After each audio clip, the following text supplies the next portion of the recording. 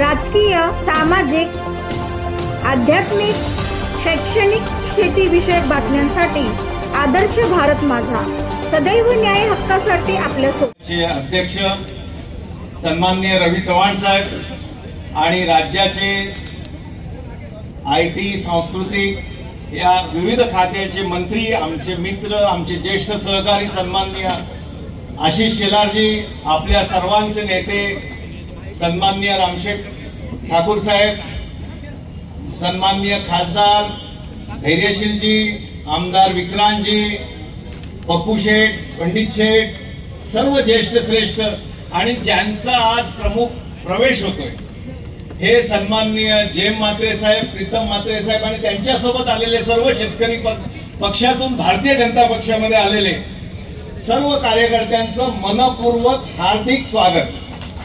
माझ्या स्वागताला जास्त महत्व आहे कारण आम्ही दोघंच 3 महिन्यापूर्वी लढलो। मी तर जेम म्हात्रे साहेबांकडे 30 वर्षापासूनचा आमचा घरोबा आहे। शेठ हे 4 महिन्यापूर्वी केलं असतं तुमचे 100 माझे 50-150 रुपयाचा किती मोठा ब्रिज झाला जाऊन द्या। सर्व आले 100%। प्रीतम म्हात्रेंसारखा एक चांगला कार्यकर्ता जो समाजाशी जुडलेला आहे, जेम म्हात्रेंसारखा एक कार्यकर्ता की ज्याने कधीही पक्षपंथ न बघता रामशेठ ठाकूर साहेबांच्या खांद्याला खांदा लावून आजपर्यंत काम केलं आणि असे सर्व त्यांच्यासोबत आलेले सर्व कार्यक्षम कार्यकर्ते यांचं स्वागत करणं हे आपलं परम कर्तव्य आहे आणि तुमचं मनापासून स्वागत करतो। यापुढे कधीही जुनं नवीन हा वाद पूर्वी नव्हता, आता राहणार नाही, पुढे राहणार। आपलं लक्ष एक, आपला पक्ष मोठा बनवायचा आहे। आपल्याला जिल्हा परिषद लढायची आहे, पंचायत समिती लढायची आहे, जिंकायची आहे, नगरसेवक आणायचे, पनवेल महानगरपालिका आणायची आहे, उरण महानगरपालिका आणायची आहे, पंडित शेठ आणि पप्पू शेठ आहेत, जिल्हा परिषद धैर्यशील पाटीलदार आहेत, आपल्याला जिल्हा परिषद ताकदीने लढायची आणि तुम्ही आणि आम्ही एकत्र असल्यानंतर काही अशक्य आहे असं मला वाटत नाही।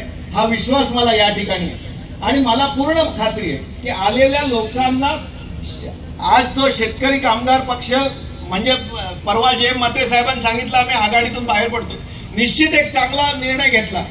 शेवटी आपण हे सर्व करतो कशा करता, माझा देश, माझं राज्य, माझं परिसर चांगलं व्हायला पाहिजे आणि त्याच्याकरता जर केंद्रातलं सरकार भाजपचं असेल, राज्यातलं भाजपचं असेल आणि इथे भाजपचा विचार असेल जमिनीपर्यंत निश्चित आपण सर्व या सामाजिक क्षेत्रात असतो। म्हणजे काय असतं, आपल्याला माझा विभाग,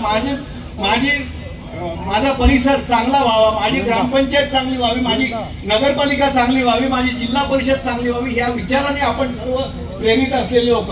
त्याच्यामुळे झेंडा बदलला तर अडचण नाही, पण आजचा झेंडा हा देशप्रेमाचा आहे, देशहिताचा आहे, दुश्मनाच्या घरात घुसून मारणार आहे आणि म्हणून आज त्यांनी फोन करून सांगितलं आणि सीज फायर झालं। आज युद्ध शांत झालं का झालं तर पाकिस्तानला त्याची जागा दाखवणारे आमचे पंतप्रधान आहेत। हेच जर 20 वर्षापूर्वीच असतं तर विचार करतो, बघतो, काय करतो असा विचार करून बघणारा काय होत नसतं। ज्यांची हिंमत असते, त्याचं करेज असतं। केंद्रामध्ये नरेंद्र मोदींसारखा नेता आहे, राज्यामध्ये देवेंद्र फडणवीस सारखा श्रेष्ठ नेता आहे, त्या पक्षामध्ये तुम्ही स्वागत करताय, निश्चित माझं स्वागत। या इथे मागे लागून हा अटल सेतू आहे। मला आज सांगायचंय, मी विधानसभेत अनेक वेळा बोललो की चव्हाण साहेब, शेलार साहेब, मी तुम्हाला सांगतो की भगीरथाने गंगा आणली आम्ही पुराणात ऐकलं, पण आमच्या इथे विकासाची गंगा या अटल सेतूमुळे आली। आणि मला सांगा 2080 पासून या 1980 पासून ज्या ब्रिजचं प्लॅन तयार होता ते कधीही प्रत्यक्षात अवतरलं नाही, पण 2014ला आमचे नेते देवेंद्रजी या राज्याचे मुख्यमंत्री होतात, ते जपान सारख्या जैकाकडून त्याच्याकरता लोन आणतात आणि हा अटल सेतू पूर्ण करतात आणि आमचा आज उल्वेकर असेल, उरणकर असेल, पनवेलकर असेल, तो 20 मिनिटांमध्ये या सेतूतून पलीकडे जातो आणि इथून 40व्या मिनिटांमध्ये आम्ही मंत्रालय, हायकोर्ट, नरिमन पॉइंटला जातो। ही मुंबईच्या जवळीक आम्हाला ही विकासाची गंगा ज्या नेत्यांनी आणली, त्या देवेंद्र फडणवीसांनी आणली, त्या पक्षामध्ये तुमचं मी हार्दिक स्वागत करतो आणि या पुढच्या काळामध्ये सर्व निवडणुका आपल्या येण्याने निश्चित पक्ष मजबूत होतोय आणि त्याच्यामुळे तुम्ही आणि आम्ही जेम म्हात्रे हे पूर्वी आमचे ज्येष्ठ होते, रामशेठचे सहकारी होते आणि तुम्ही सर्व मिळून